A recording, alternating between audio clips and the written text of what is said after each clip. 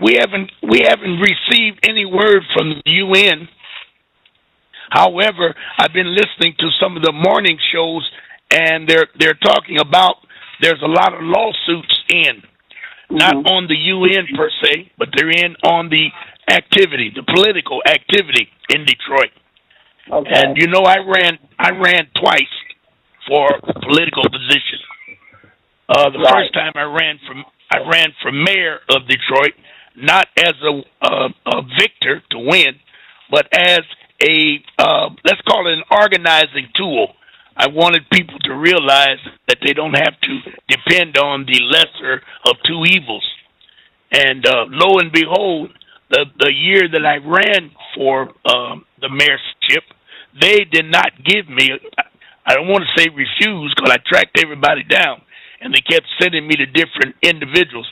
They never gave me a count on my first encounter with the politics in Detroit, and I realized that they could not give me a count because the election was fixed, and the numbers would have to be rejuggled had they put my figures in. Mhm. And as you know, I ran as a write-in candidate, so they didn't really have to do anything with the books with me. So Mhm. the second time around, I ran for the state House of Representatives, which I did an extensive campaigning, and I had a lot of viewers helping me, and we raised money, and we had all of our equipment out there. We wasn't the most expensive campaign, but we did do a lot of work, knocking on doors, voting caravans. I spoke at a couple of churches and what have you. Well, lo and behold, when the count came out, of course I did not win. But what was unique about it was that all of the losers, there were 12 positions in Detroit for that election, all of the districts and what have you. All of the losers lost by 4 to 6%. Now you know Mm. something's wrong there. Right. All of the victors won by 95 to 96%. I brought this up to the news media, but no one, they seemed interested when I told them about it, but that was the end of it. I never heard any more about it, you know. Mhm. So I know that the elections are really fixed, are really fixed. And I that's hope not I'm not only there. in Detroit. Yes, That's that's my across the hope. board. Yes. And we Yeah. saw that. We saw that when Bush. It was just obvious when Bush got in office. The son Bush. Mhm. Yes. Well, the ironic thing is, like you say, is going all over the country. Mhm. That there's a lot of cheating going on Mhm. the books. There's a lot of cheating going on, and so anyway, today's election, today's show, I wanted to talk a little bit about the election process in Detroit, in the United States, and there's a lot of what would I call it? Anxiety? No. Anger? Yes. All across the boards, because black or the undesirables or the underprivileged are thinking that the voting process is going to alleviate their problems. Right. And I'm here to tell you tonight that that's the furthest thing from voting process. The election, the money that was spent in Detroit in the last 25 years since Coleman Young left, they were all the corporations were positioning themselves and putting down payments on different projects, different Detroit treasures that they wanted, and they handpicked them. They wanted what they wanted, and so as a result, it was only a matter of time of changing the attitude of the Detroit people so that they could really trick them and get them where they want them. So Mhm. we have to start looking at these elections from a different perspective. I am not a proponent of voting. I'm definitely not a Democrat or Republican. My voting is limited, very limited. on what I do when it comes to elections. Almost zero. And I'm not purporting that, but I want people to try and understand what's really going on with the election process and what roles do they play or what roles do they not play in this process. Now, there's a law in California. It's called the Voting Registration Law. Hold on 1 second. Yep. Okay. Gone. Yep. All right, here we go. Now, they're talking about the registered voter. I've always said that the registered voter, they're not using it for you to vote. They're using it for other purposes. Now, this is what Section 2200 in the California Election Code says. The registration of a voter is permanent for all purposes during his or her life. Now, think about that for a minute. That's one sentence. The registration of a voter is permanent for all purposes during his or her life, unless and until the affidavit of registration is canceled by the county election officials for any of the following specified causes in this article. Now they have 1, 2, 3, 6, 7, 8. They got 8 ways that you can get yourself out of the voting registration clause. Now, try to remember, you do not have to be a registered voter. The voting is a process that they attach to registration.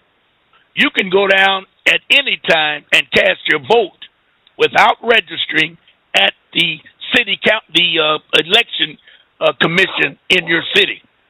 Now, we have one right here on the boulevard where I can go in there, election's over, but the day before the election, and there's a form that you can fill out that gives you a right to vote, because that registration is really against your Constitution in that your freedom is being placed with restrictions. And they'll all jump back and say, no, that's not what it's about. Well, it is what it's about. If they're going to tell you you have to register before you vote. So they have a formula down there, an application down there that you can go and fill it out and you can vote. Now, why do they talk about registration? Well, the first thing that they want to do with registration is to show the world, the United Nations, the World Court, and any of these countries that they deal with, that the people in Detroit enjoy, love, and like all of the practices that United States does. It's almost like a grade card. When you get your report card, it's like a report card. Mm-hmm. And the more people that register, may it be for voting or may it be for criminal violations. You know, when you are a felon, you have to register. If you have karate hands, you got to go down to the police station and register. So there's all types of things they do with this process known as registration. But when it comes to voting, you have to understand they cannot put any type of holdback on you for voting. This is what it was all about in the South when they had the voting laws and how many bubbles is in a bar of soap and all of that kind of madness. But what they were doing, they were making people register so they could use it for all purposes. And that's what it said in the first sentence.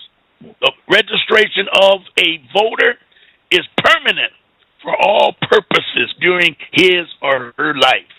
So there's the number one deterrent you need to get out of registering, because they can keep track of you as a census. They can keep track of you in your zip code. All types of things they can do to you by you registering. So you ought to take another look at it. That's number one. Number two, we have been hoodwinked on the process of voting Democrat. Now hold back before you jump on me. Ron, are you saying we should vote Republican? No, I am not. I'm just giving you a view or a decision that you need to make. Is it worthwhile to vote for a Democrat? Now, you can give me a lot of arguments. You can say things, well, what else can we do? What this, that, and the other. Well, there's a lot of things you can do. Number one thing you can do is hold on to your vote. And whoever comes after your vote, they must earn your vote. And to earn your vote, you, as a quote-unquote voter, must do your research. Now, I'm going to give you, Bev, a test. Mm-hmm. Don't panic. Okay.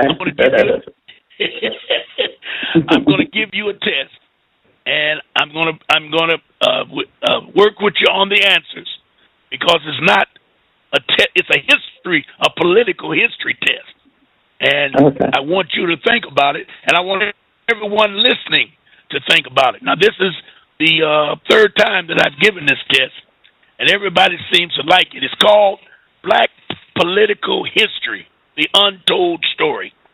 This is how they hoodwink us into where we are today. There's only two answers, Bev. Okay. It's either the Democratic Party or the Republican Party. And I'll ask you just to say, which party do you think this is? All right, you ready? Number one, what party was founded on the anti-slavery party, or as an anti-slavery party, and fought to free blacks from slavery? Democrat Party or the Republican Party? Republican. Yes, Republican. Yes. Okay. Number two. Now remember that question. Okay. Number two. What was the party of Abraham Lincoln, who signed the Emancipation Proclamation that resulted in the Juneteenth celebration that occurred in black communities today? The Democrat or the Republican? Republican. Yes. Number three, what party passed the 13th, 14th, and 15th Amendment to the United States Constitution, granting blacks freedom, citizenship, and the right to vote? What party did that? I believe it was the Republican. Yes. So far, you're 100%. What party passed the Civil Rights Acts of 1866, 1875, granting blacks protection from the black codes and prohibiting racial discrimination in public accommodations, and was the party of the most blacks prior to the 1960s, including Frederick Douglass, Harriet Tubman, Sojourner Truth, Booker T. Washington, and Dr. Martin Luther King? Which party? Republican. Yes. Martin Luther King was a Republican. Yeah. Number five, what was the party of the founding fathers of the NAACP? Democrat or Republicans? You talking about the Jews that founded the NAACP? Yes. The Yes, founding fathers. Yes. Number six, what was the party of President Dwight Eisenhower, who sent U.S. troops to Arkansas to desegregate schools, established the Civil Rights Commission in 1958, and appointed Chief Justice Earl Warren to the Supreme Court, which resulted in the 1954 Brown versus Board of Education decision ending segregation in schools? Democrat Party or the Republican Party? No, I got a guess on this one. I'll say, would you say Eisenhower? I can't remember what he was. Okay. Take an honest guess. Okay. I know it's going to be honest. Was he a Democrat? I'm not going to tell you. Okay. Is that your answer? Well, so far, I've got you say he did what now? What did he? Repeat that again. Here's what he do. He sent the troops into Arkansas to desegregate the schools. Remember? Mm-hmm. I remember that. Okay. He established the Civil Rights Commission, and he appointed Chief Justice Earl Warren to the Supreme Court, which resulted in the complete desegregation of schools. I think it's a Republican. And you think correct. You're totally correct. Okay. All right. Number 8. What was the party of President Richard Nixon who instituted the first affirmative action program in 1969 with the Philadelphia Plan that established goals and timetables for affirmative action? What was his party? Republican. Yes. Number 9. What is the party of President George W. Bush who appointed more blacks to high-level positions than any president in history and was sent and spent record money on education, job training, health care to help black in America prosper? You mean Daddy Bush? Daddy Bush did that? Young Bush. Oh, the young Bush. Daddy Bush was Yeah, okay. That was young Bush. Okay, son Bush. Okay. Yes. Okay. Well, I know he's Republican. Yes. Okay. Number 10. What party fought to keep blacks in slavery and was the party of the Ku Klux Klan? The Democrats. Yes. Yes. Okay. Here we go. What party from 1870 to 1930 used fraud, whipping, lynching, murder, intimidation, manipulation of to get blacks to get the black vote and passed the black codes and supported Jim Crow laws, which legalized racial discrimination and denied blacks the rights as citizenships? Democrat. Yes. Yes. Yes. Number 12. What was the party of President Franklin Delano Roosevelt and President Harry S. Truman, who rejected anti-lynching laws and efforts to establish a permanent civil rights commission? What were their parties? Democrat. Yes. Yes. Number 13. What was the party of President Lyndon Johnson, who called Martin Luther King that nigger preacher? because he opposed the Vietnam War, and President John F. Kennedy, who voted against the 1957 civil rights laws as a senator, then as President Kennedy opposed the 1963 March on Washington by Martin Luther King after becoming president, and he sicked the FBI on King to investigate on suspicion of being a communist. What was that? Democrat. Them damn Democrats. Yeah. Yes. Okay, hold on. It went down too fast. All right, here we go. What is the party of the late Robert Byrd, who was a member of the Ku Klux Klan? Ernest Fitz Hollings, he was a senator, who hoisted the Confederate flag over the state of South Carolina, which was the capital, while he was governor. And then Ted Kennedy, who called black judicial nominees Neanderthals while blocking their appointments. What party was that? Democrat. Yes. Yes. Okay. We're moving right along. You're doing pretty good, Beth.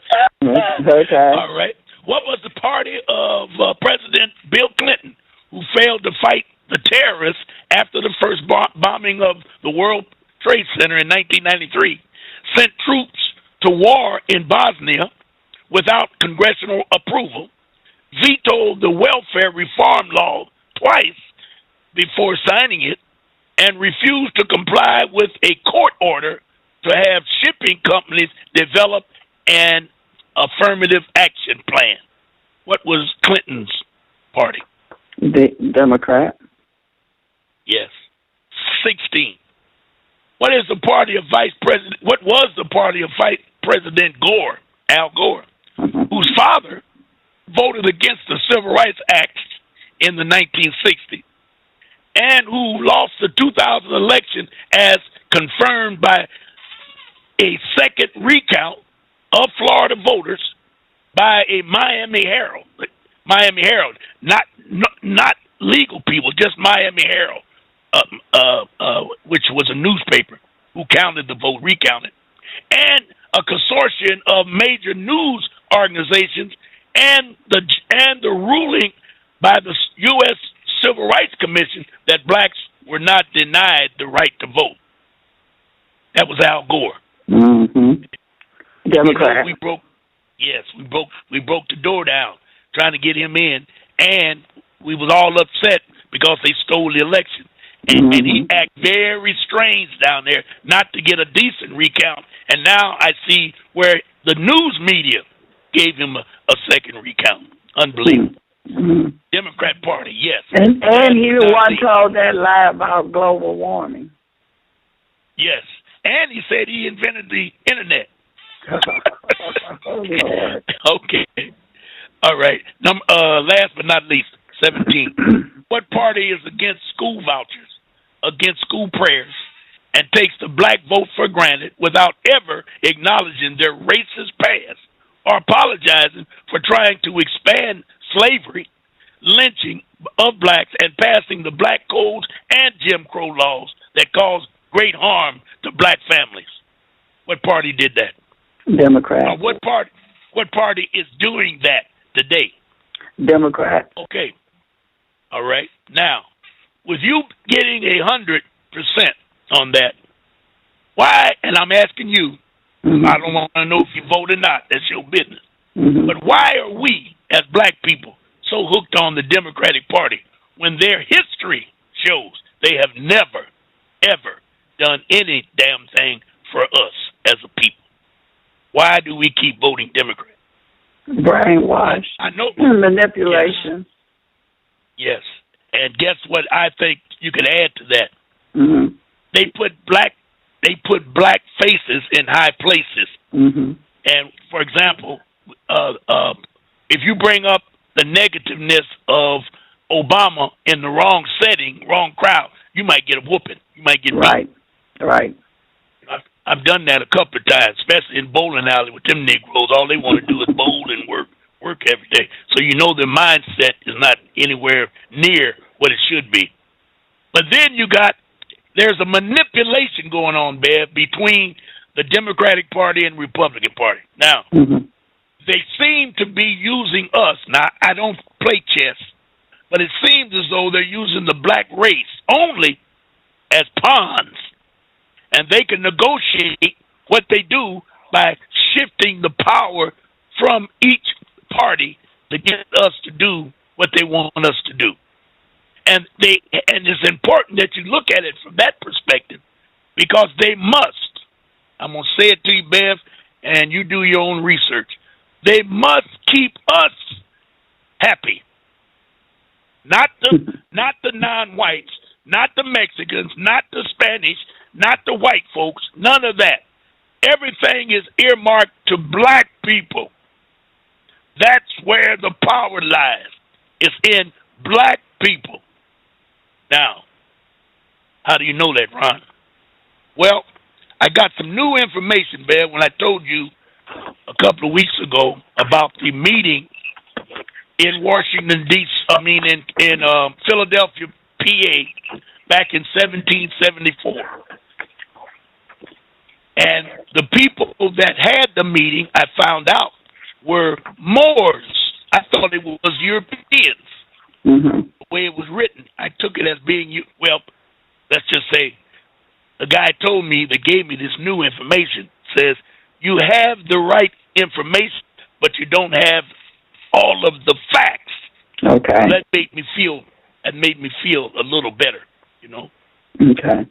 But what we're talking about is the earth let's go back to 14, 15, 16, 1700s.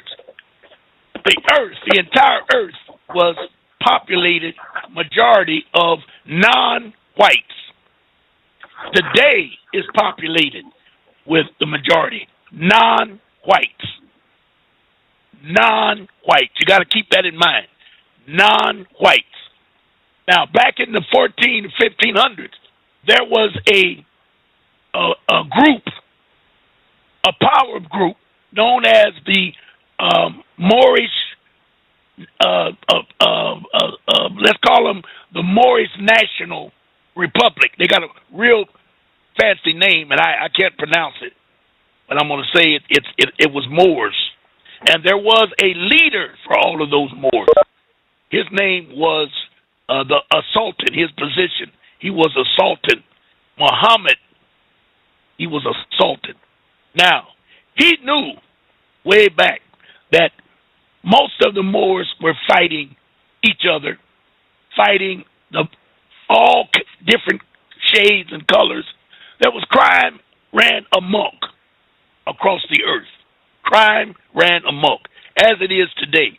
You look at black-on-black crimes in Africa, and mostly from the leadership of Africa. You know, they all got their private bank accounts. And the United States goes in and sets them up and gives them this and gives them that. And then all of a sudden, the United States moves in and steals all of their resources. And then when they get tired of them, they either murder them or send them off in exile. Mm-hmm. Same way they did in Iran. It's almost a pattern that they do. Yeah. If they can't get them to play the game, they murder them. They kill them. Yeah. Well, the Sultan, realizing that there was a major problem with Moors, the Moors in the United States, or better yet, the Moors in America, El Morocco. Now, they was all over the earth. Keep that in mind. But those that were in El Morocco, there was a group in El Morocco that was righteous to the Moorish culture. And the best I can tell you until I get I got a couple of books coming, but until I can get into these books and do my research, they were, let's just call them the Iroquois Confederation. Because if you look up the Iroquois Confederation, most of their doctrines was used to set up what you know and I know as United States of America. Told you about the war was black on black, the Civil War. I gave you a date of, and well, we all got a date of the war being in 1861 and ended in 1865, somewhere thereabouts. Mm-hmm. Well, the new information said it was in 1854 when the war started. And it was black on black war. And it was the Iroquois Confederation against the Powhatan Confederation. But the years were different. Now, the European, meanwhile, he was given permission by the Sultan to come into Britain, which was in New York. Those Moors, that was another set of Moors known as the British Moors. They were commissioned to come down into the East Coast of United States and set up what we know today as the 13 colonies. I was told that the 13 colonies was United States. After they engulfed or encompassed the 13 of the Articles of the Confederation that came out of that meeting of 1774, when the Europeans used that to unite the 13 colonies, they were called, listen carefully, United States. We were in El Morocco. Now, notice where this is going. So when the United States realized they was up against a situation where they didn't like, and that was, I'll just use their term, taxation without representation. And and you and I both know it was much more than that. But let's just use that today to differentiate between them. They wanted United States to have a war with Britain, and at the same time, they wanted to capture all of the Iroquois Confederation Moors, as many as they could, not them per se, but they wanted to engulf them. So what they did, once these Moors had this meeting in 1774, and the Moors decided that they did not want to be a part of the hoodlums, that was out there doing dirt, defying their God. So are you talking about these as two Moors, two group of Moors? Yes, but there were more than two groups. But we're talking about two groups. Okay. Let's go with three groups, because you had the British Moors up in New York. You had the Iroquois Moors that came from New York all the way south through Florida and back up through Texas, Louisiana, all the way back up through, believe it or not, Michigan and the 5 states, all of this, what they call today the Northwest Ordinance. You had that. And then you had the hoodlums, who were murdering, killing, enslaving anybody that they could find, because there was money in captivity during that time. And the Moors were capturing whites and putting them in slavery. And the whites wanted to stop it. We, as being Iroquois Moors, which would be Ouachita, Umassey, I can't name them all, but all of these Moors that were, let's call them righteous, for better term at this time, we'll come back to that. But all of these Moors that were righteous, they wanted to stop it. So they united with the United States, those 13 colonies, to defeat and cut the United States away from Britain. Well, once the historians got a hold to this, the Europeans today, when they started writing about what happened, because we don't really know until we get to these books and get back into this thing, they say it was very ironic that the leader of the United States was a European named George Washington, and the leader of the British Empire was a European named King George III. George against George, which is something that somebody should say. It sounds kind of corny, you dig? But that's what they gave us. We haven't, I don't know. I'll go with that. So we had George on one side, George on the other side, and they wanted to break away from each other. Well, we know today that war that they talked about, that Revolutionary War, was more of a paper war, because they never broke away from England, because England owns and controls everything in the United States today. Every one of these lawyers, every one of these judges, prosecutors, with these P numbers, they all swear allegiance to the Queen of England. And that goes all the way back to the beginning of United States. Why is that, Beth? What was the Revolutionary War? Okay, wait a minute, Ron. Now, the Iroquois and the British, and you saying the 13th column was the United States. Now, is this is the United States before it became incorporated? Yes.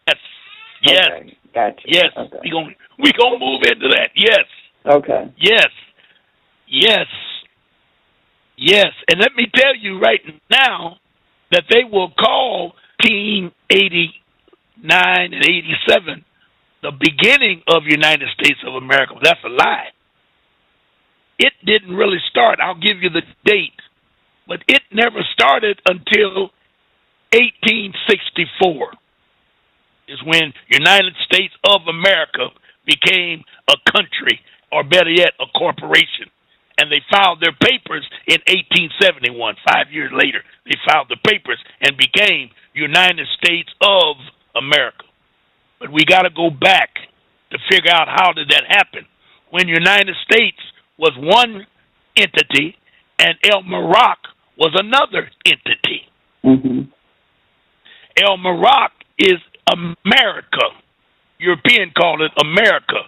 We, speaking our language as Moors, we call it El Morocco. And it was longer than that, but it was El Morocco. And when you read some of the older books, they'll call it El Morocco. And now that you know, you read the early history, and they'll always say United States. They don't never get into United States of America until a certain period of time. But they have taught us and made us believe, out of our ignorance and not doing research, that United States of America has been there all the time. All right. So we're talking about these different entities. You got the British in New York. You got United States Europeans the East Coast. You got the Iroquois Confederation, and then you got them. So let's call them the Powhatan Confederation, because they tell you that Pocahontas, who was the daughter of the chief of the Powhatans, married a European known as John Smith. And John Smith taught her Christianity, and then she came back to the black folks and taught them Christianity. And that's when the Iroquois said, we done had enough of this madness. The hell with this. We going in there and kick some butts and take some names and set up some rules and regulations, because European has never, on the legal side, been able to own anything, because he hasn't been here to receive anything. All of the land belongs to Aboriginal people. Indigenous people own the land of the United States, and, but better yet, own the earth. Indigenous people, and they're everywhere. European is nowhere to be found. But once he realized that he was less than, I don't want to say you're less than human, but let's just say that he could never multiply. He's been 10% ever since he's been on Earth. Mm-hmm. Now, there's a reason for that. And there's also a reason why they only have 2 children, 1 and 2 children, most of them. Now, the hillbillies up in the mountains have googobs of babies. But most of the so-called, I hate to use the word, but civilized Europeans, they hang around 1 and 2 children. And there's a reason for that. And I think you and I mentioned this once before, Beth, that 3rd and 4th child are difficult for women to have or carry. So I'm not going into that. But I'm just trying to say that they realized that they had a problem. So they used their instincts, their minds, some teachings that they got, the Machiavellian teaching, the so-called, and I got some more information on that, European psychology. Yeah. They went into all those types of studies. They even pulled up this European known as Adam Wassenhoff, who was a genius in founding the Illuminati way back in 1700, around 17, I think he's born around 1711. I'm not sure, but way back there. And so they used this. So now, here we are. We got these groups. Let me get back to this. We got these groups of people. Now, the groups of people were fighting each other. But the Moors that I'm talking about, the Iroquois Confederation, wanted peace on earth. So they set up principles of peace. Now, every Moor, listen to this carefully, every Moor is black. Every Moor is black. But every black is not a Moor.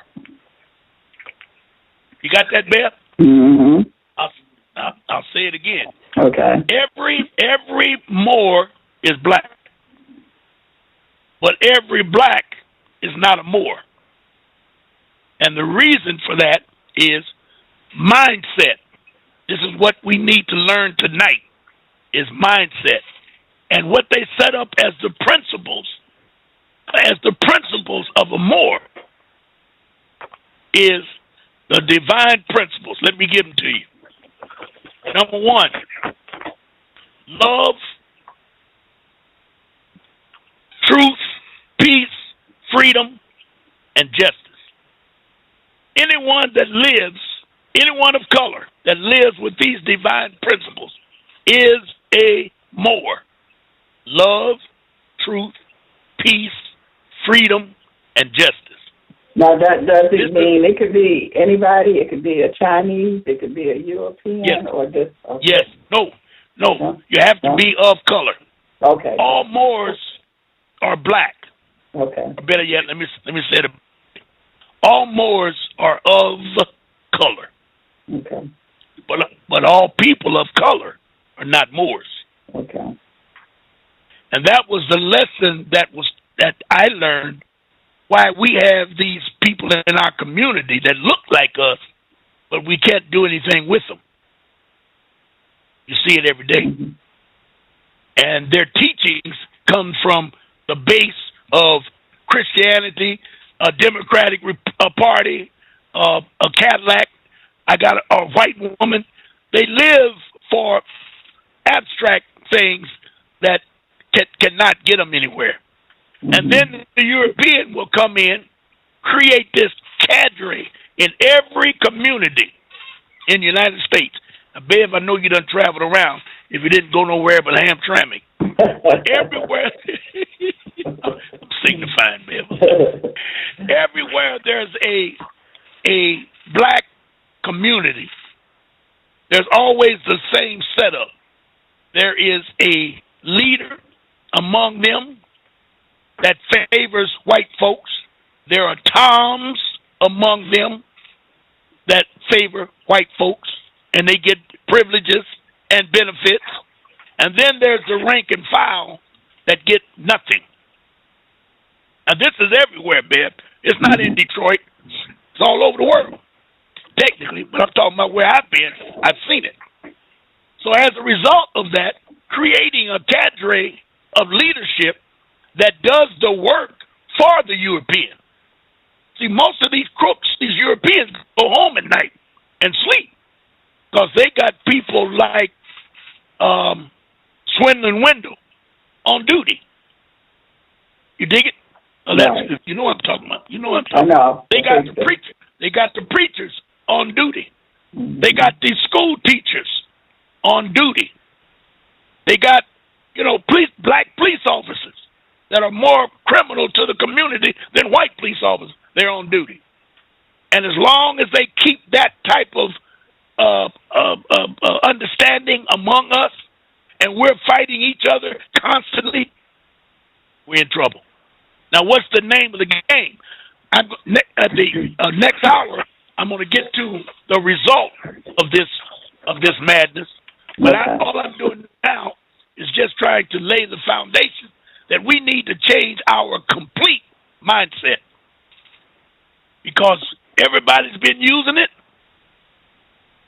I don't know what else to say about it, but I know one thing to say for sure: it has never worked.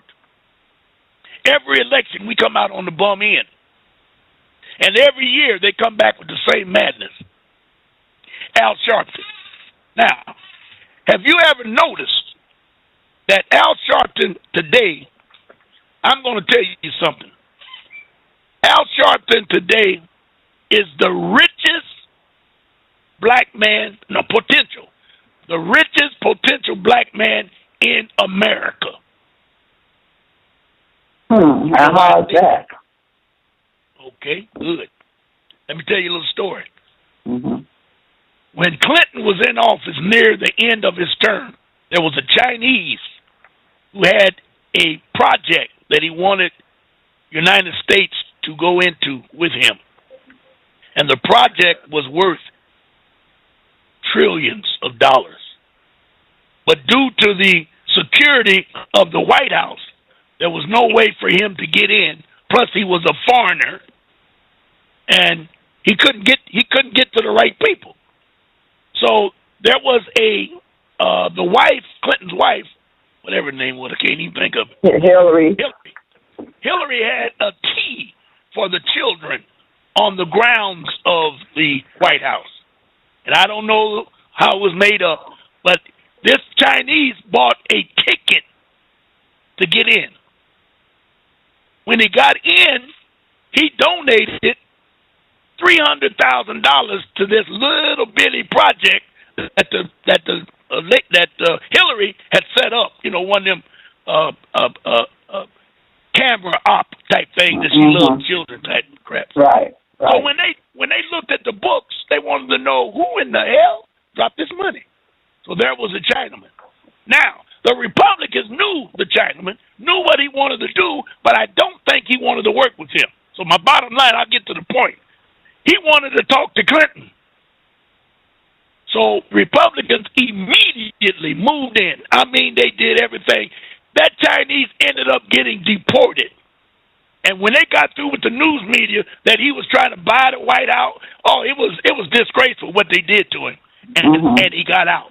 When the news media the underground news media finally told what he wanted to do, he had connections to the Caspian Sea, which is offshore drilling, which is against the law of nature. You don't see much of that. You got to have special permission to do offshore drilling. But aren't they doing that? The oil people, aren't they in the ocean drilling? Yes, but you got to have special permission to do it. You don't see it everywhere. Okay. That's my point. You don't see it everywhere. They wanted to do it in the Caribbean after what's the name, and they turned it down. They wouldn't let them do it. Mm-hmm. But the oil is down there somewhere. But here's my point. Caspian Sea was pumping oil. The Russians had built a pipeline from the Caspian Sea across Afghanistan all the way to Pakistan, who was on the Gulf of War. Ooh, I almost called the name. They're on the Gulf, where those big ships could come in that Gulf over there and pull that oil out. This is why the United States attacked Russia, because they wanted that pipeline. But this Chinaman wanted to tell Clinton that he could get in there with his connections before the Russians got in there, or once they ran the Russians out. Mm-hmm. Now, the Republicans seeing this and realizing it, that's when they created Bin Laden. I guess you know the CIA created Bin Laden. Right. And they trained him to go in, to hook up with the Taliban, to fight the Russians, get them out. Then when he turned with the Taliban to build a Arabic or Islamic community, that's when the United States turned on him. Now, let's get back to Al Sharpton. Al Sharpton has an ear to the President of the United States. Mm-hmm. He brags about it every morning, or him and that damn Tom Joyner. Mm-hmm. And then when the president come on, he loves to say, "Oh, how you doing, Rev? Good old Rev, good Rev Mal," all that old kind of stuff. Okay. They say Al's not here today because he's gone to the White House. I wouldn't be surprised if he hadn't slept in the White House. Ain't no big deal to me, but I'm just saying. So with him having an ear to the president, all Al Sharpton has to do is come up with an idea. Come up with an idea and lay it on him, and let him, meaning the president, and have the president's economic geniuses and engineers look it over and set up the project and become super rich. Or someone could pay Al Sharpton to tell the president something when he sees him again. Mm-hmm. You dig it? Mm-hmm. Right. Now, I don't really believe Al Sharpton that smart, because he doesn't seem to be to me. Now, I don't know. I don't know Al Sharpton. But I know the position he's in, and I know how powerful that position is, or how powerful it could be with someone with a right mind. Because I got projects in my noggin. If I could get to Al Sharpton and lay it on him and make him now these ideas. Somebody say Jay-Z has the president ear too. To me, I don't think he's got it like Al Sharpton. Okay. Let me tell the audience, I don't know any of this to be a fact. I can only go by what Ron March knows. I haven't seen a big hookup with Jay-Z and the president. I've seen them out together, and we don't know if they met out or they went and drove there. That type of thing.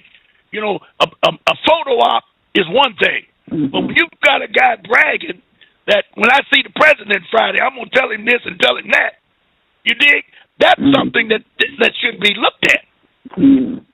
You follow me? Now, I ain't never heard, that's all I'm saying. I ain't never heard the other guy go through all that. And you got to be careful, because there's a lot of baggage. Whoever called in on that, let them know. There's a lot of baggage on Jay-Z, that wife, and several of those so-called super rich, what's your name? Entertainers. Not more than that. Rappers. Okay. There are some big baggage with them that the president would not want to get too close for that to rub off. Okay. And I'm talking about some of those underground DVDs that been used to circulate the community called it's 13 different chapters, and I had all 13 of them. And I can't think what it was called. But anyway, They don't want to get too close. Let's put it that way. But my point, all I'm trying to get at is Al Sharpton could go down in history of solving the black problem if he really wanted to solve the problem. But wait a minute. Okay. Earlier, we just went down the list of the history of the Democratic Party. Yes. So the Democratic Party is the party of the Ku Klux Klan and things. And so why would they want to solve the problem when they're creating the problem? Okay. You're answering the problem as you ask it to me because they're phony. Think about what I'm saying. And you can see where I was, the story I told you, it gives power to Al Sharpton. And if it gives power to Al Sharpton as a Democrat, we know he is, then why isn't he doing something for black people in America? Why is it that Obama has called every nationality in America and given money and benefits to all different walks of life in America and has done nothing for black people? And the only answer could be those that are calling the shots do not want the Democrats to do that type of thing. Stay as they are because it balances out for them on top. And Obama's nothing but a puppet, and we know Al Sharpton is worse than a puppy. He's just a damn, you know what I mean? You know what I mean? So you're really answering the question when you say, and you confirming, the Democrats are the biggest crooks to black people that ever lived. So why aren't they doing more? You got a combination there where we could buy up all of these schools in the city of Detroit and start opening up schools, training schools, so we could train our jitterbugs on the corner. Think about this for a minute. Get them pants off of their ass, turn them hats around straight, brush their teeth, shine their shoes, come to class, pay them a stipend, pay them $8 a day to come to class. Once you graduate, start paying that money back. Let's start creating plumbers, roofers, window people that build windows, furnace people, air conditioning, name it. We could send them to school and do that. Why are they not doing it? Don't tell me that law changes it because you can do it from the private sector. Al Sharpton's private. He's not public. And he don't need money from the government as long as the government is going to agree and let Al Sharpton tell the president, all you got to do every now and then is give us a trophy for doing well. That way we can get donations from people because they know the president is behind the project. Ain't no money coming from the government. You don't have to ask him for $1 trillion. He could just bring up the project of private people buying schools and doing this and doing that. You know, let me tell you something, Beth. I learned this when Coleman Young was in office.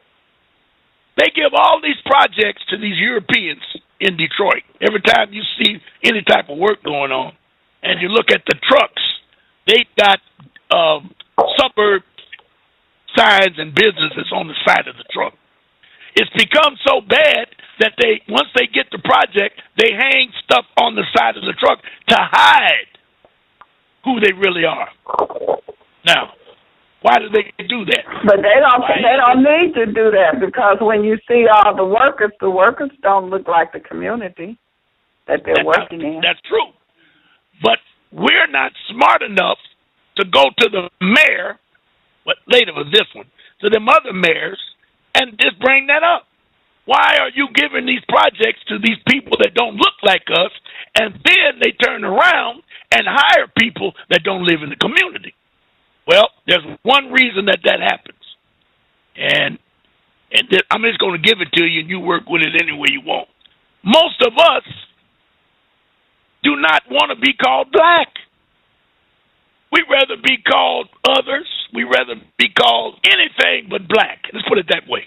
So when these individuals get these contracts and the contract says 30, 40, 50% must be minorities, think for a minute. Yeah. They will get around that by hiring Arabs, by hiring and the Mexicans. Yeah. Yes. Yes. So But we don't even specify what we want to work in our community. Because our leadership is not that. But I know somebody that did go to the mayor, asked the mayor that question, and what he said was the roads that they're working on is coming from the state. He has no control over that.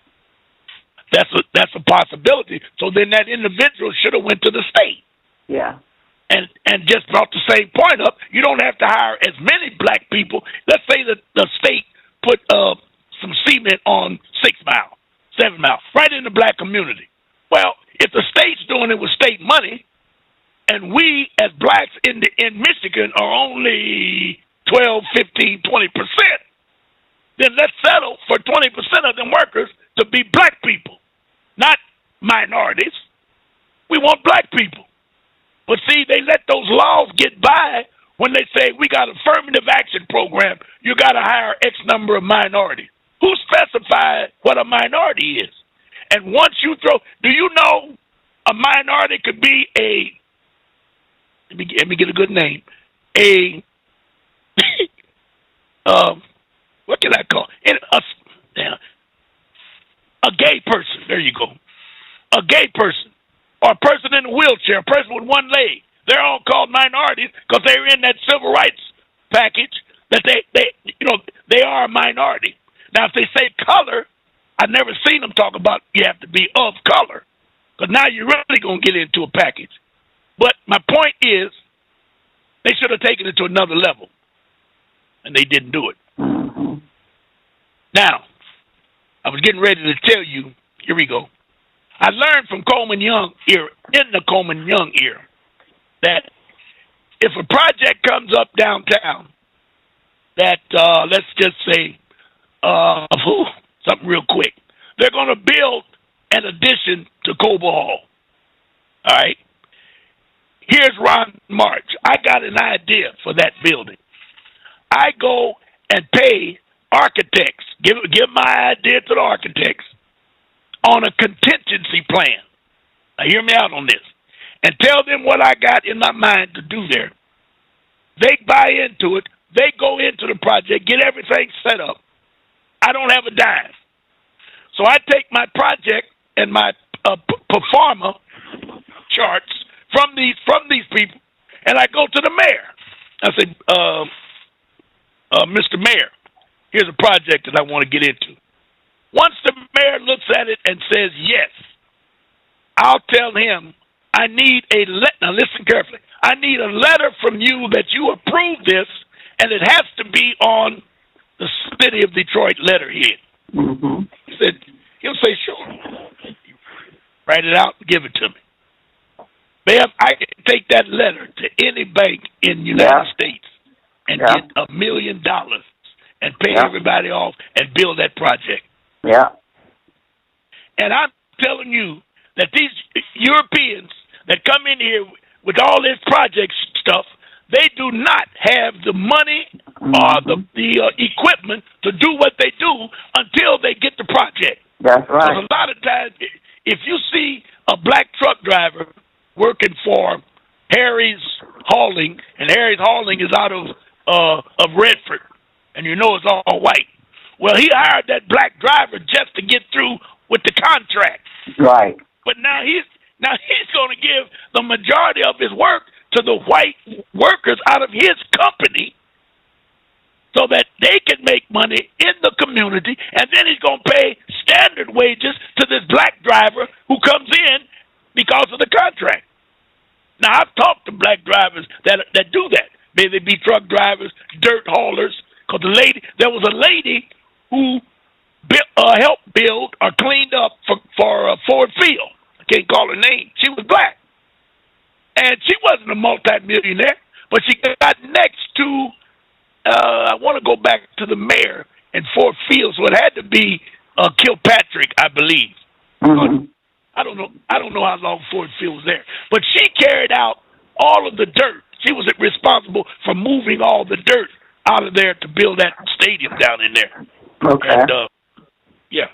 But my point is, just with that letterhead, you can get businesses. Now, why are we not doing that?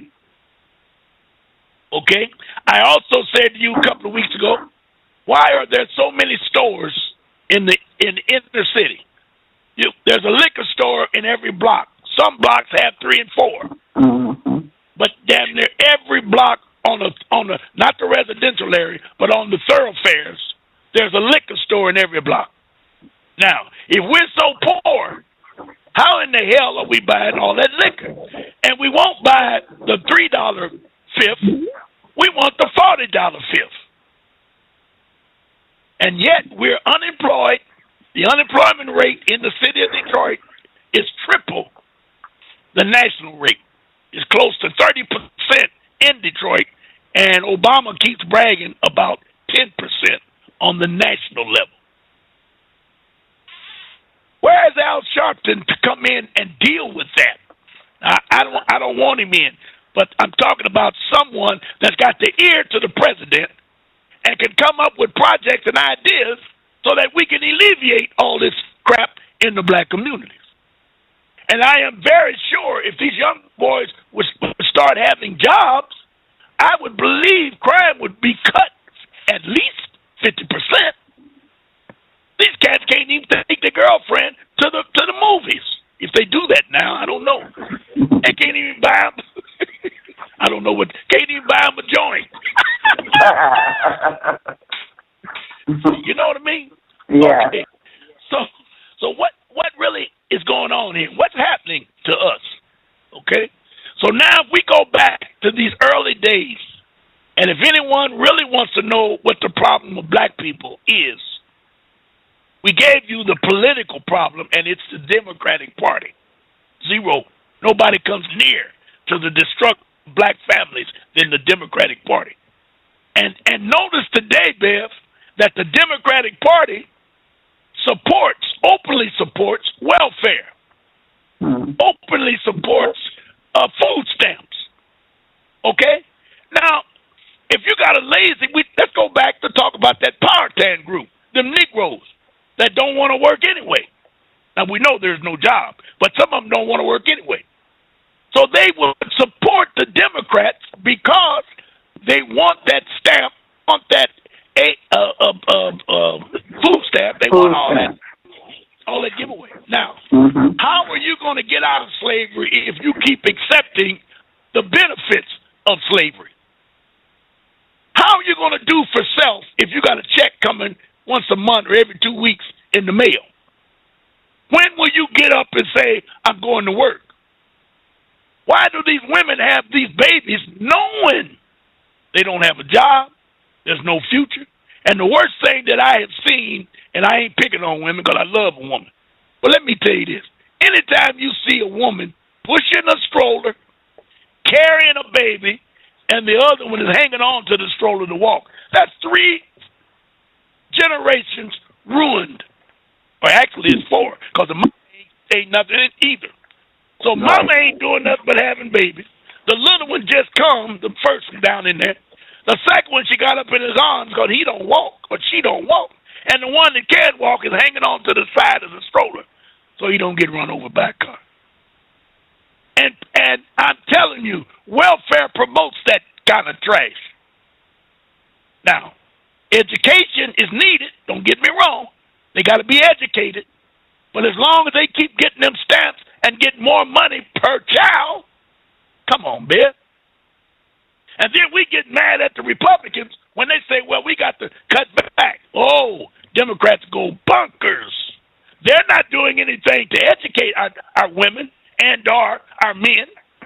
Right. The Republicans say we're going to put the men in prison.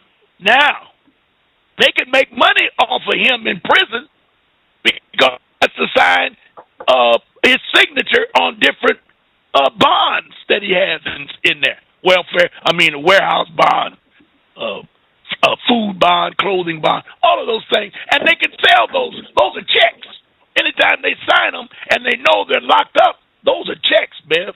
They can be cashed. They can be cashed. But we don't understand that. So, let's get back. What are we going to do about it? All right?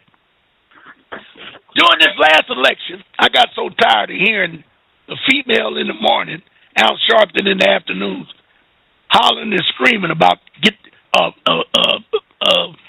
take your souls to the polls and vote. I'll ask one question.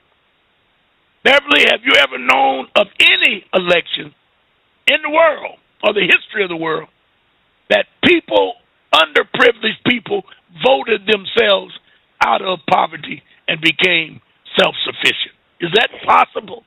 Not in my lifetime. I haven't seen it in my lifetime. No.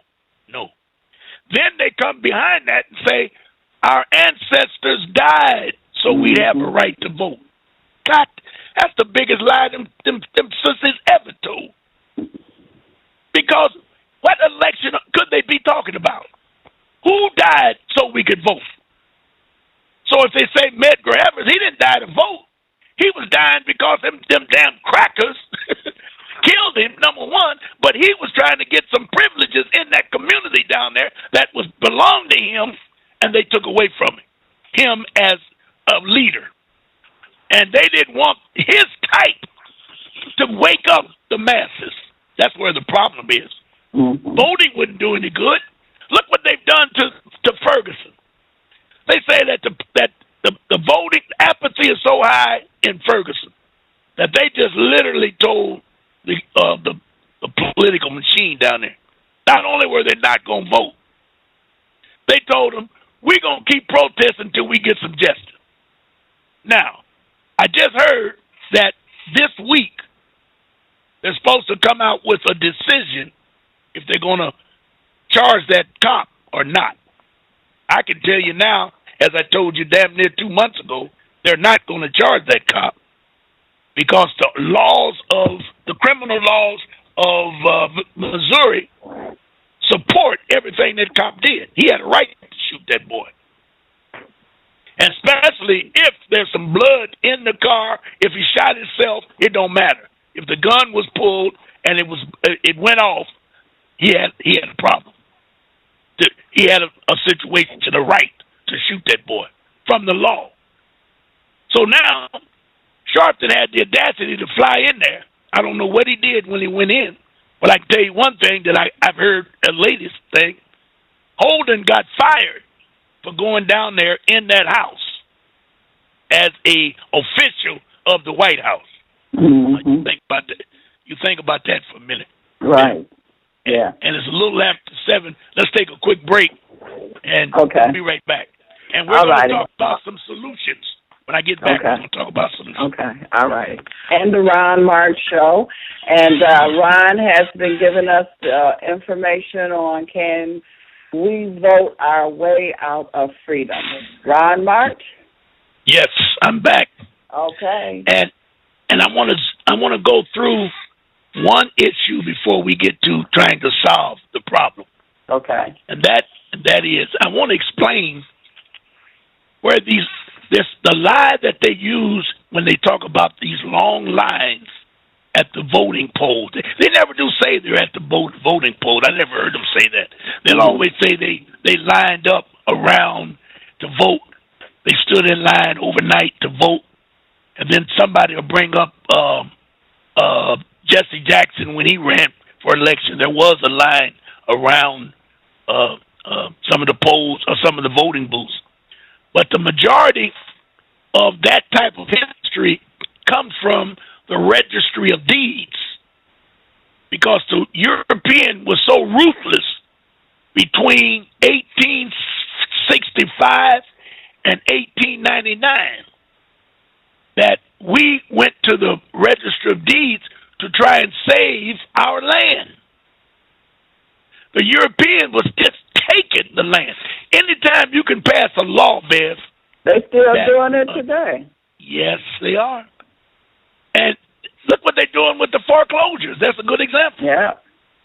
And I'm telling everyone out there that every home that you purchased, it stays in your name for at least 10 years if there was not a proper, foreclosure or takeaway or whatever. And there's no way for any of it to be proper because you paid for your home when you when you sit down and close. All closings is paying for your home because you sign a promissory note. That is currency. So when you lose your home, it's an illegal process that they, the European, through the Queen of England and the Bar Association, has maneuvered, manipulated, misrepresented in order to get your property and your land. I'm going to read you real quick an APA documented survey, and actually it wasn't a survey, it was an investigation. In an 18-month investigation, the Associated Press documented a pattern in which Black Americans were cheated out of their land or driven from it through intimidation, violence, and even murder. Now, we all trust the European. You know, they want to hear it from Cronkite. They want to hear it from somebody white with authority. I don't think you can get more authenticated than the Associated Press. They've been around for a long time. This is their investigation, not mine, not the Moors. This came from a reputable press facility. In some of these cases, government officials approved the land takings. In others, they took part in it. The earliest occurred before, listen carefully, Bev, before the Civil War. Others are being litigated today. Now, if we were supposed to be picking cotton, singing Old Black Joe and dragging cotton bags in the history of the United States, how could these investigations show that we own land in the South prior to the Civil War? Can you answer that, Ben? Unbelievable. I mean, I'm telling you. Some of the land taken from Black families has become country clubs. In Virginia, there's a country club in Virginia that they took from Black folks. Oil fields in Mississippi. A Major League Baseball spring training facility in Florida. Well, you know, we had an incident like that here in Detroit with the Illich family. It was a Black guy that owned a lot of property down there where he built the stadium, and he came. Yes. He would not sell to them. They tried everything to get him to sell. He would not sell, and so he came up. He was killed. His woman or wife was killed. And then the children end up selling it. Buying Cadillacs. Yeah. Yes. So it's still going on. It didn't stop back in the 1800s. It's still going on today. You're totally correct. And that family lived over here on the west side on Rutherford off of 7 Mile. Mm. And when he wouldn't give them, they would not give him the price that he was asking for it. Right. So they did not a drug raid. They called it a war, a drug war. They murdered him on one day, and then they found out that the land was in his woman's name, and they went back the next day and murdered her. Yeah. Yes. And then the news said since he was a drug dealer, so they say, there was no need to do any significant investigation. Correct. It would be a waste of time. Mm-hmm. Right here in Detroit, you're totally correct. That's right. The United States has a long history of bitter, often violent land disputes, from claim jumping in the gold fields or range wars in the Old West to broken treaties with the American Indian. Poor white landowners, too, were sometimes treated unfairly. I like that. They say we was murdered and mutilated, and they were treated unfairly. It had to be a European that wrote this article. Pressured to sell out at rock bottom prices by railroad companies, lumber companies, and mining companies. the fate of black homeowners and landowners has been an overlooked part of American history. That's deep. When you stop and think about it, that's criminal. Now, this one, let me see where I'm at. Yep, here we go. Now listen to this one. That's enough of that. From 1869 to 1871, the goal was to destroy Reconstruction by murdering blacks and some whites, active either in Republican politics or educating black children. Anyone they found that was politically orientated in the Republican Party, Beverly, are trying to educate their children as to who they really are. See, when we turned on Granny, we went into the Never Never Land, or better yet, the land of Nod, because half of the black folks out there today, over half, have no idea who they are, where they come from.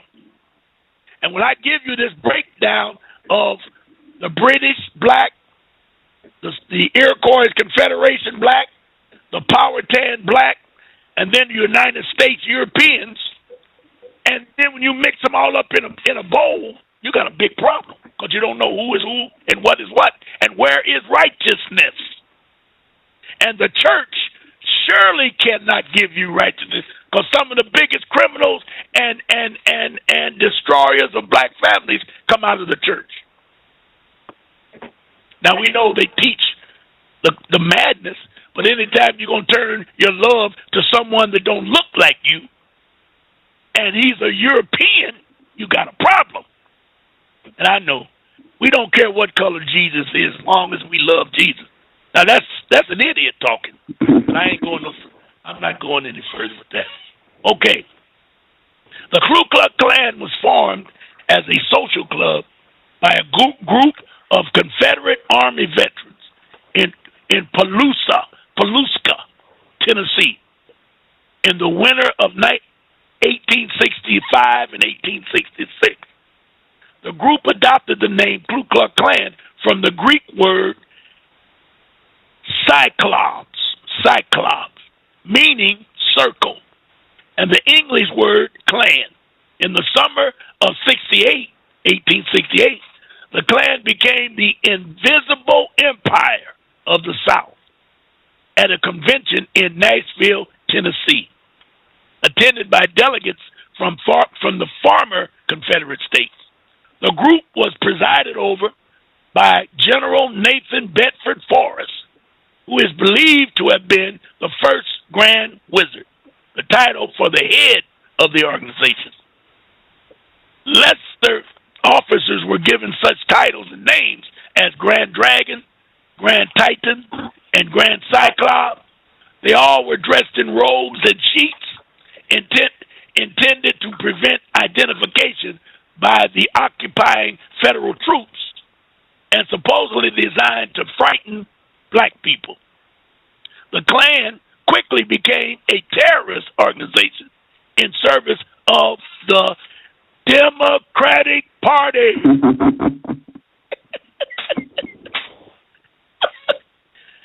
Whoa! Supremacy.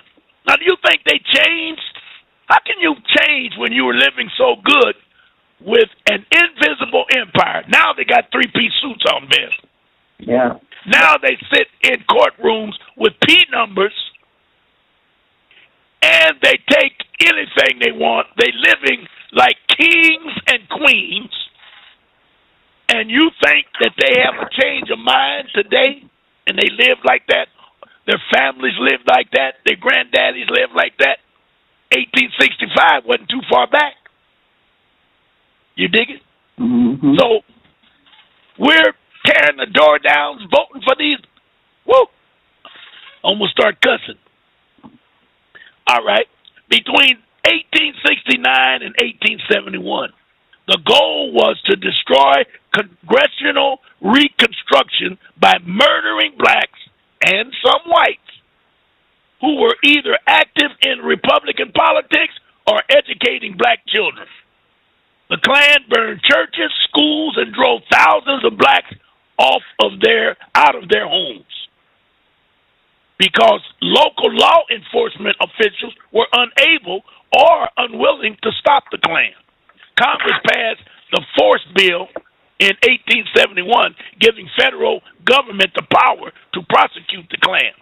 Dedicated prosecutors managed to win convictions and broke up Klan activity, although relatively few people were punished. Federal action did put an end to most of the activities of the Ku Klux Klan. And you know that's a lie, because they're still here today. They are still here today. Now, we have let me see, I got one more here. We just went with that one. I got one more here, and then we're going to talk about what can we do about this. I got something I'm going to send you tonight or tomorrow, Bev, and it deals with Nationalization Act that started back in 1740. And anyone out there that wants this information, which is very important, and it's important because when the United States was formulated over there in the 13 colonies, Europeans began to flood into the colonies. Well, the British, realizing, black British, brutish, realizing that they already having a problem with the 13 colonies, they began to set up what is known as Nationalization Acts. The first one on record was set up in 1740, and it was used by the British Parliament that was officially titled an Act of Naturalizing Such Foreign Protestants. Listen to that, Betty. Protestants and other therein mentioned as are settled or shall settle in His Majesty's colonies in America. Now that in itself confirms almost everything I said today. I had my little coloring to it to make you understand. But that British Parliament that was in New York owned and controlled those 13 colonies, because they are the ones that sent them there to set up what we know today as United States. And the leader of the history of those colonies was a European named George, and the history of the other side in the British Parliament was also known as George. But we don't really know what that was about. But we know one thing. Number one, the Ku Klux Klan is still here. They're out of the sheets. They're in the three-piece suits. We also know that the British colony or parliament still runs United States, because the entire government of United States or the corporation are ran by P card-holding attorneys. Now, you don't need much more than that to know that we are in a hocus-pocus trick bag set up with the trickology or the European psychology of the two-party systems, who we love the worst side that could ever be, the Democratic side, whose history has completely destroyed our family and our lives. It's madness. It's madness. Now, what can we do about this? Now, where did you say the Iroquois came from? The British was in New York. The Iroquois was where?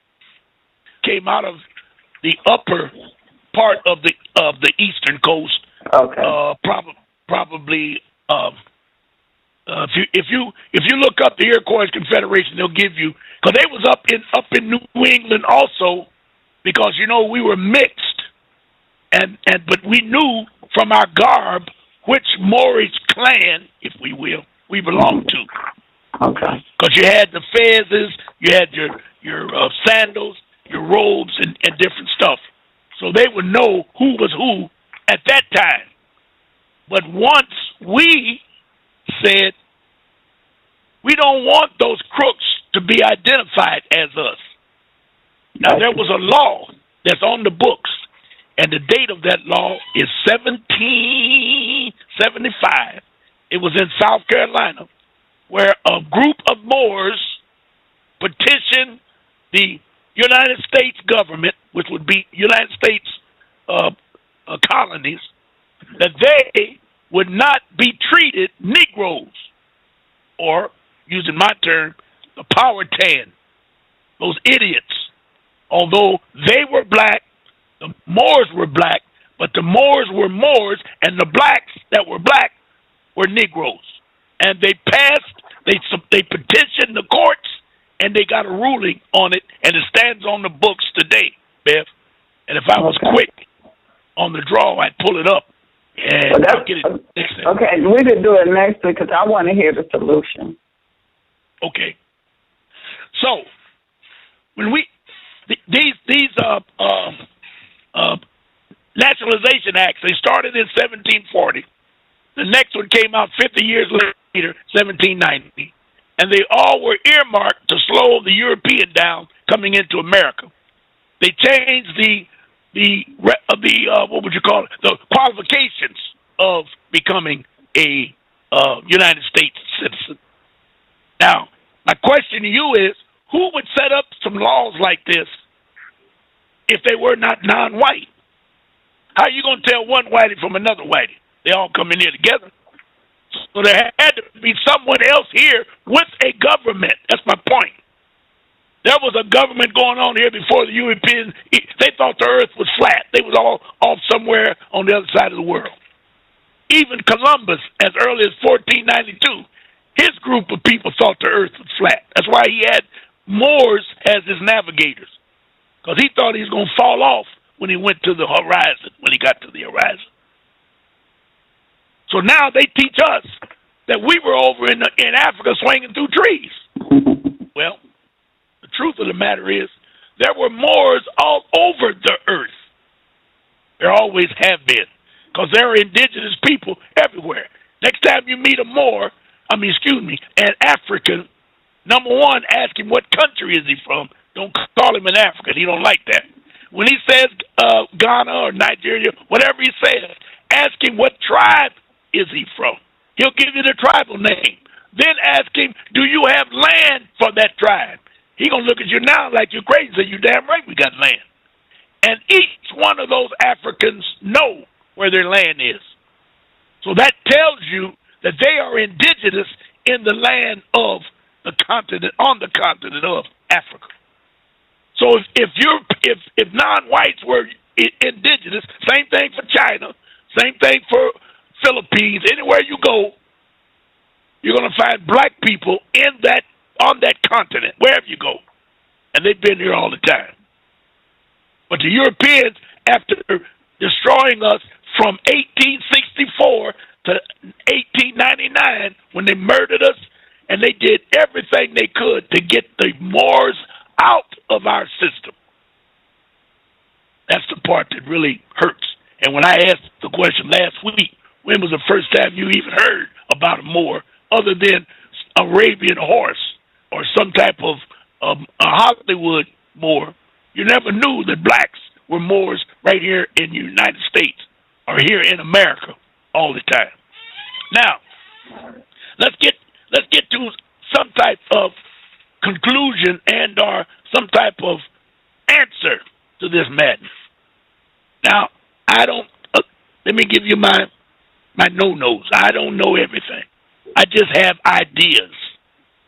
And I think we have to get free through sections of deliverance, because we can't take up arms. If you were in a country and you had enough arms, you fight today, win today, and you can start your new world tomorrow. Well, that's out. I'm not talking about any type of combat. None whatsoever. We got to use our minds and our will and our love, our peace, and our friendship, the whole shebang. We got to put it into a bowl and work with it. So I would suggest that we figure out how we can come up in every city. We need a freedom association. Now, for lack of a better word, we want to get free. Okay? We don't have to put a color on it, because I told you everyone that wants to be free is black. But every free person is not black. And every free person don't want to get free because they're living well in the suburbs and I'm the only one out here. That type of Negro. And you know where we got them. And they're all over the United States. So we got to figure out how we can start an organization and move with like minds.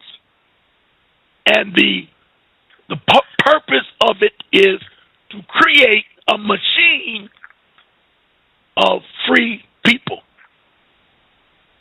Now, with that machine, we need to select candidates. And that's why I said we need an association, not a political party. We need an association.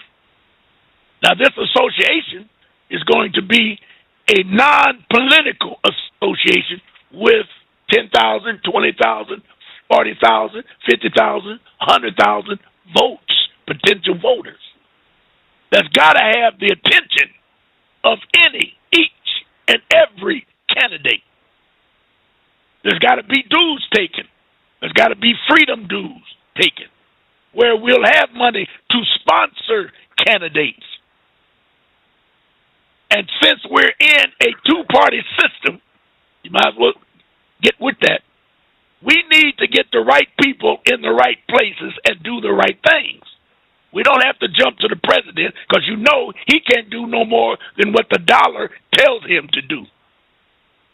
But if we had elected a mayor or had we elected the commissioner that Warren Evans to the county, we would have a voice with him to get something done. So we got to go in it with a mind that's clear. Now, the Tea Party, for example, that's a very powerful organization, and they're trying to destroy it. Maybe because it's a party, that might be why they're trying to get it. But they call themselves the Tea Party. But I've never heard them say they were political, which we all know they are. But guess what? They select candidates and supports a candidate. And when that candidate gets into that position, he makes decisions in favor of the political party. I heard these Europeans after this last election, half of them was screaming that they're going to do this and that because the Republicans control both of the houses, and it's never happened since so-and-so year, and Obama is of this and of that, all of that negative stuff.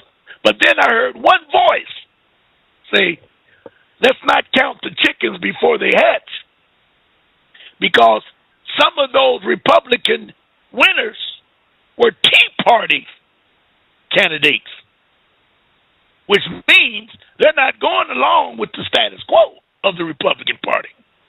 Mm-hmm. So that Mitch McConnell or whoever's out there that think he's going to get everything done that he wants done, some people say he's going to have more of a problem with the Tea Party than he would have with the Democrats. Because you know how wishy-washy the damn Democrats are. You ought to, if you don't.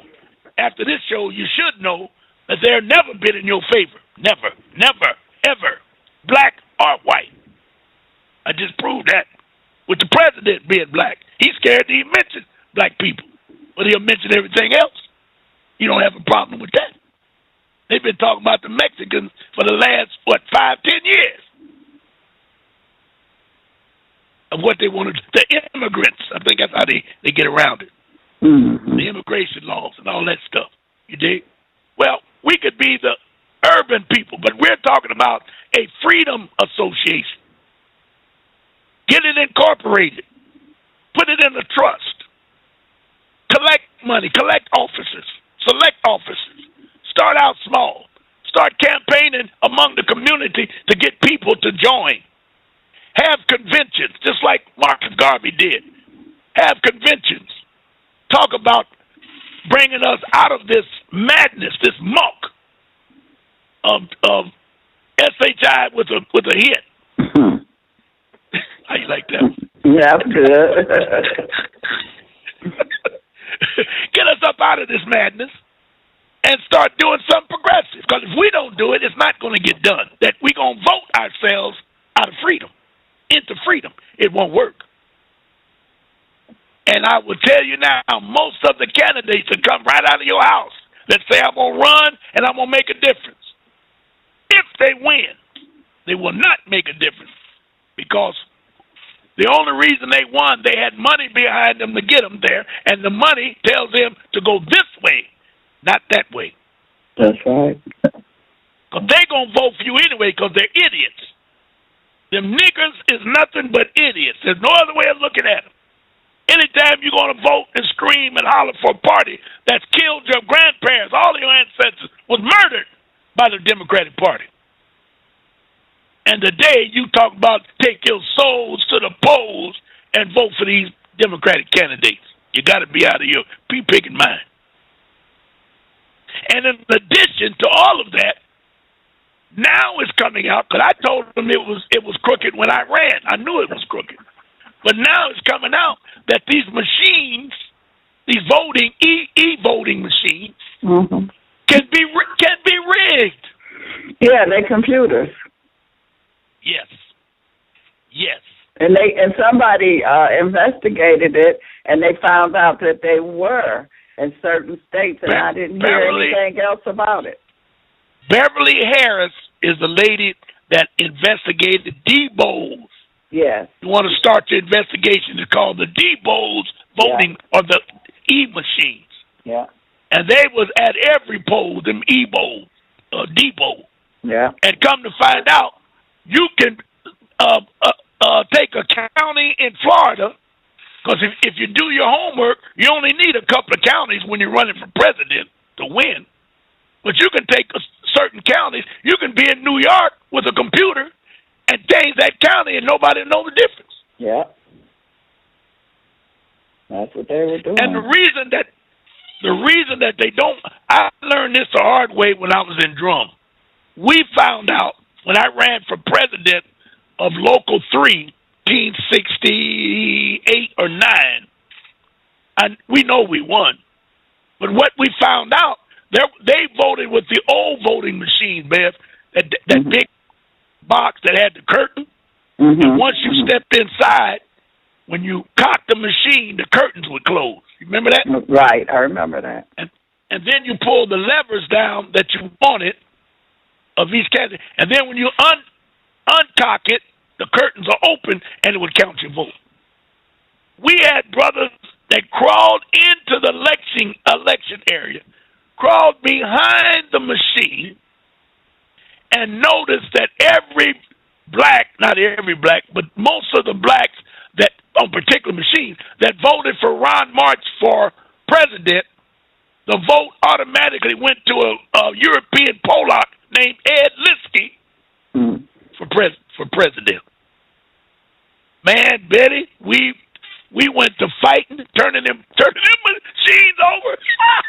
They called it the police. They didn't want to go too far, because once you do that, I learned this from Ken Cockrell Sr. You always want to get enough activity that would bring the news media down, so that it would get on the news that something happened in Hamtramck. And when they say that the blacks caught the whites cheating, or any way they want to word that, it's going to wake people up. Right. So they don't want, anytime it gets into a political or racial package, they always want to settle it local. So they calmed us down, and we shut down the polls. Now we got in another fight, because we're going to argue, if you're going to keep the ballots overnight, where are you going to put them? Well, the mayor, now he ain't got nothing to do with the election. The mayor of Hamtramck said, we're going to have the police department watch them overnight. And you can't get more honest than the police department. Beverly, we went bonkers. I mean, it was worse then than it was when we caught them cheating. Well, of course they won, and they put the stuff over there. But we filed charges against them. We went to court, federal court, and they had it in Hamtramck. They went and got the Levin daddy. They called Levin and that other Levin's daddy. Right. Brought him out of retirement to preside the case. That was my first counter in courts. The biggest mess you ever see. We had all the proof, all of the affidavits. We had everything. And the mayor, the judge, he finally just said, I can't vote. I cannot agree with the findings because it would create such a havoc across the world, because this is a federal case, and if it's proven that the machines are crooked, anyone that's ever ran for office all the way back to 1933 have a right for a recount. And he said he wasn't going to do it. Now, he said this, and we looked at each other and said, what did he say? So we got loud. But our lawyers, we had about 9 lawyers. Ken Cockrell was there and a couple more heavyweights back in the day. Anyway, the judge said, well, here's what I will do. I will call for a moratorium for 90 days, 60 days, and I'll rule in 60 days. And I'll give you the ruling that you want. Well, I didn't realize the power of the P number, because the judge took the lawyers in the back room, and now I look back on it, and he probably told them, if you don't do what I say, you punks will never practice law in Michigan. So y'all can quit all this madness with them idiots you got out there, because they ain't going to destroy the political system of the United States. So they came back and told us that they were going to do a 60-day moratorium. Well, the runoff came within 2 weeks. And they will use the same machines. Wow. I won the primary, Bev, by about 1,500 votes. It was about 6,000 voters. I won the primary by 1,500 votes. When they came back for the damn general, I lost by 3,000 votes. Yes.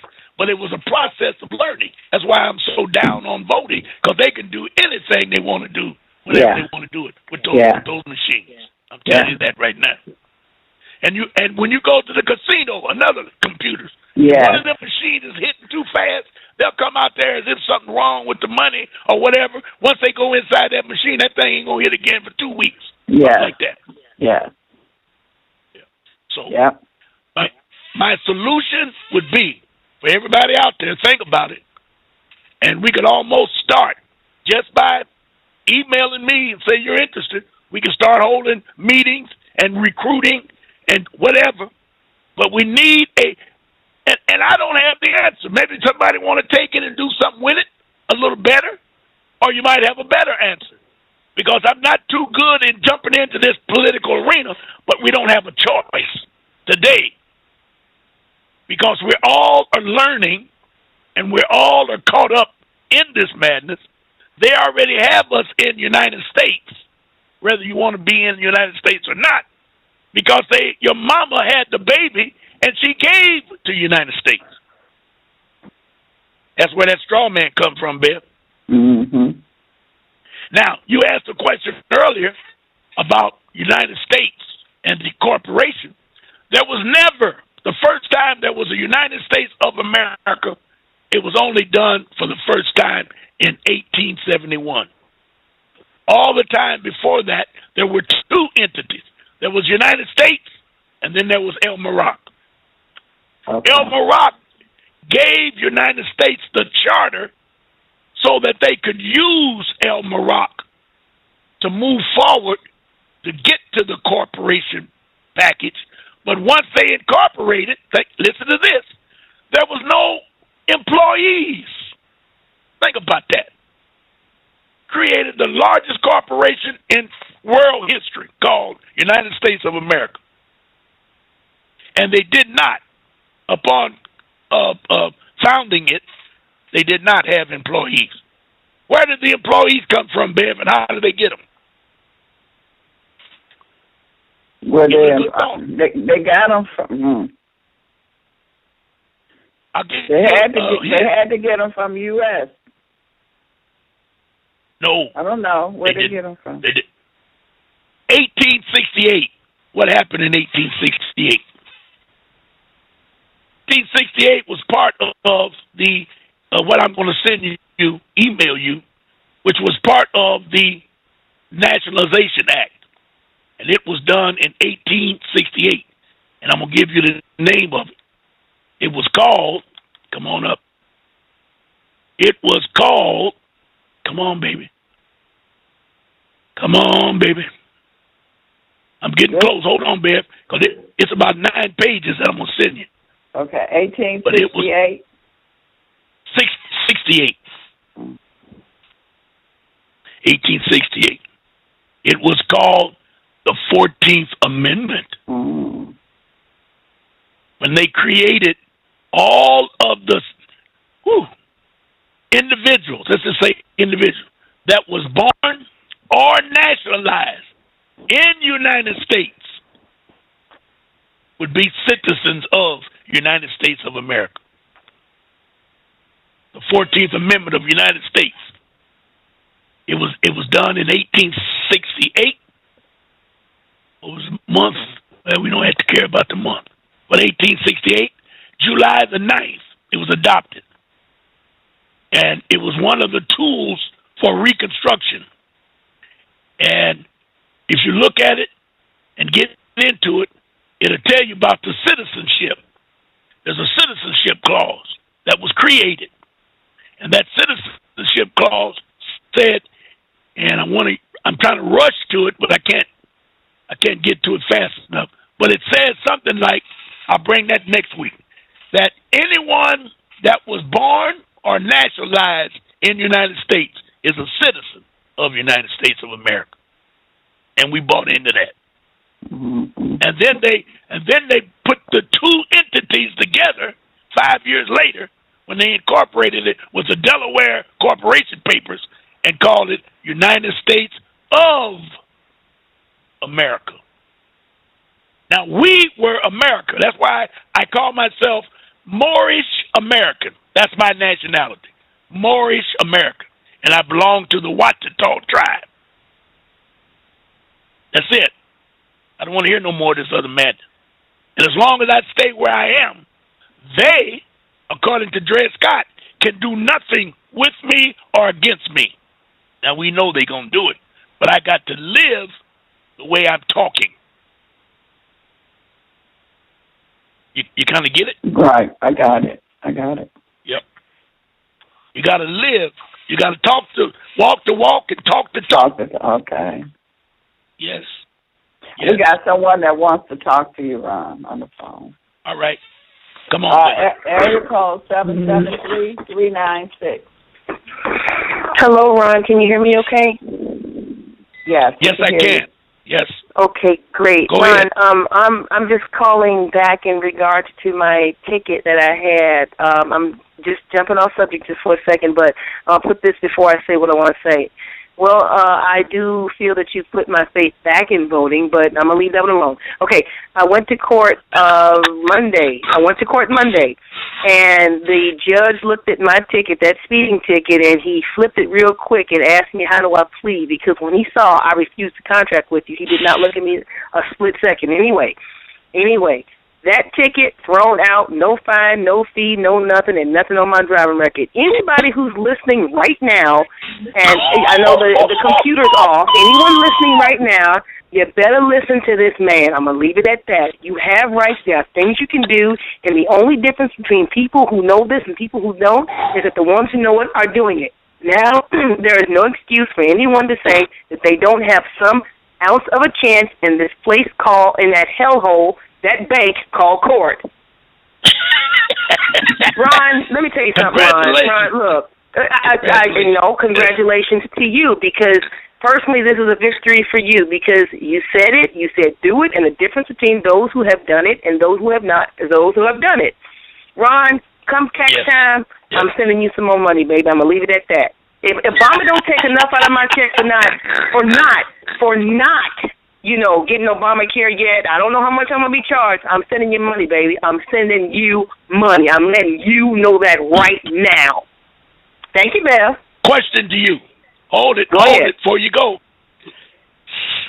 I don't know. Well, maybe you should either call me tomorrow or email me. But that Obamacare, turning you in it through acquiescence. You did not ask for it. You did not agree to it. They're making you do it. You think they have a right to make you. But you're not a citizen of Washington, D.C. You have never nationalized yourself to be a citizen of the United States of America. So he's really not talking to you. Okay, so come tax time, do I say that on, so I can get all my little cheese back, or what? Tell me something, baby. I just said we'll talk about that. I don't need to get in. I don't want to get into that in this venue. Okay, but got you. You just said it. You just said it when you went to court. If you didn't ask for it, you're in an acquiescence contract that you did not sign. Obama does not have a contract with you. So why is he taking your money? Now, if he takes your money, it's only because you didn't tell him not to take it. You told him on that ticket, I do not wish to. Same. Same. Okay, so the contract. Do we have a defense here? Because come tax time, is it possible to say I did not adhere to this? Give me all my cheese. Why would you wait the tax time? If you know they're going to take your cheese, why not send them a letter now? Get it notarized. Send it to them. See what they do. If you don't say no, they're going to take your... Cut her off, Bev. Get her out of here. Okay. Wow. Okay. Caller. Text him. Email him. I will do that. Thank you, Beverly. Okay. Thank you so much. Thank you, Ron. Thank you. Yep.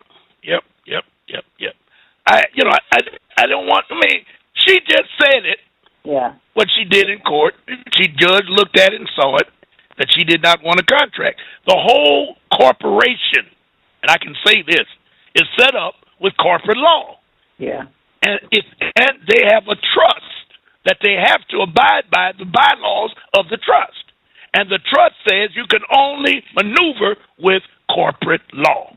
That's why they use the UCC in their commerce, because the UCC is recognized worldwide. But if you're not going to counter their contracts, they're going to take everything you got. All of them don't go as smooth as the one with her, and I'm glad it did for her. Because the name of the game, and any Mason will tell you, and Bev, you may have heard this before, but if you know any Mason, ask him what does it mean when they say, I've been tried, and I've been tried again. If the enemy does not like you and you've already trapped him with a contract, he's going to try you to see how much you know about the contract. You dig it? Yeah. Notice she said, well, what do I do when they take my money? They're trying you to see what you're going to do. Now, you can take them to court because you didn't ask them to take that money out. Just like that judge. If he'd have played the game with you and went on and fined you, and you would have called me, I said your next step is to go to federal court and sue that judge for violating your rights. And one of the biggest rights he violated was your 13th Amendment, because he created a peonage, an involuntary servitude. He created a fine against you that you did not want to be.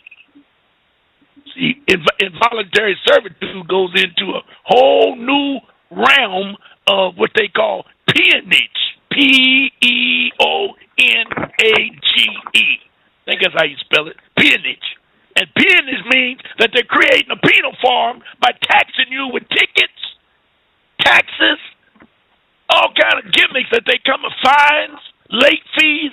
Those are peonage tactics that they're not allowed to do.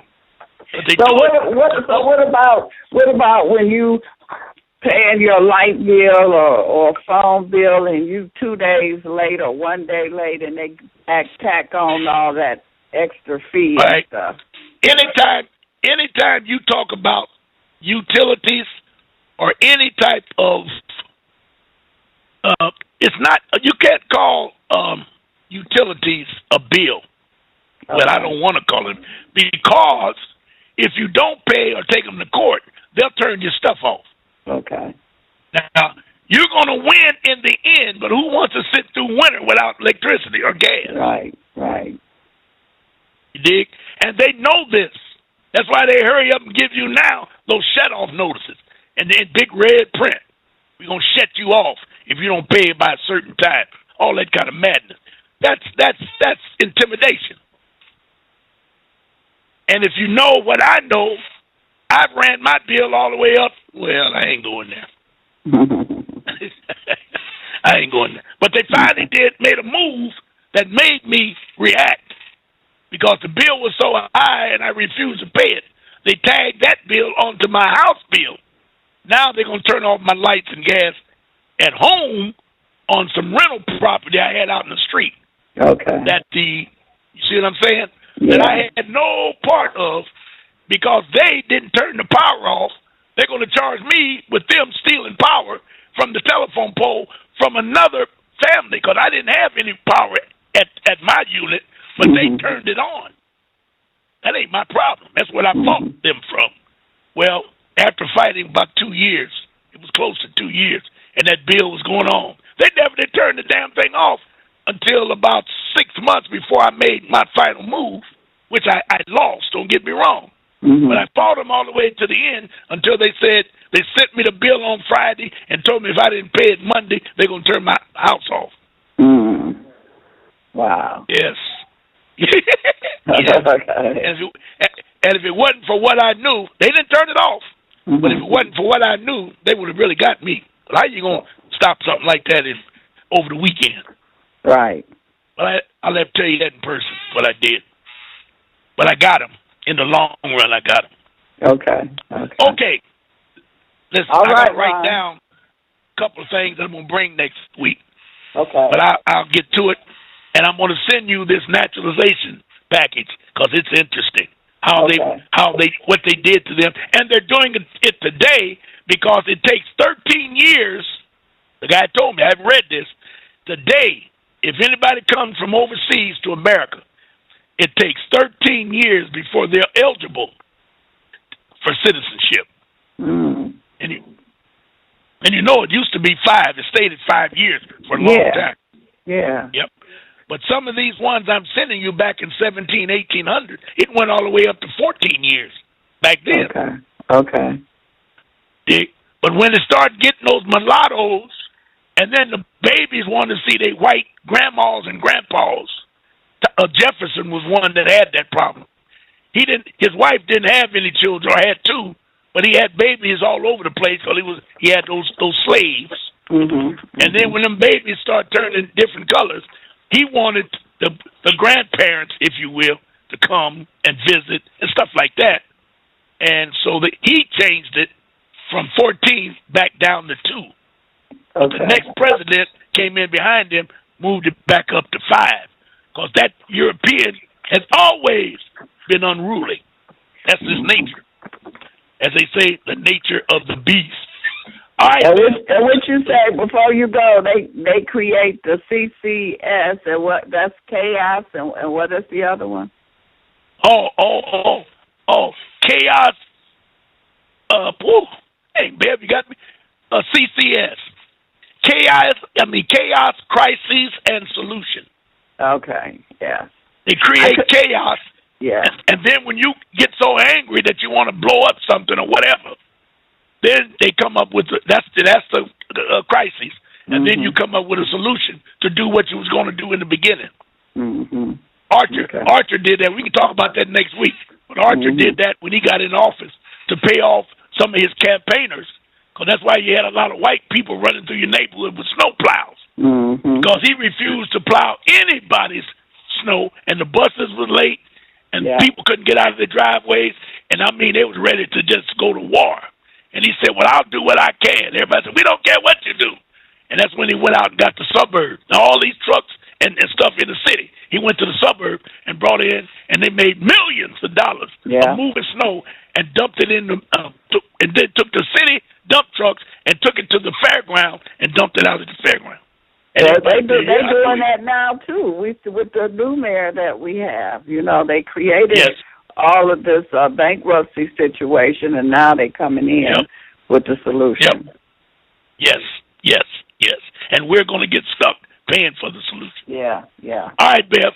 Okay, thank you, appreciate Ron. Thank you. Appreciate you. Love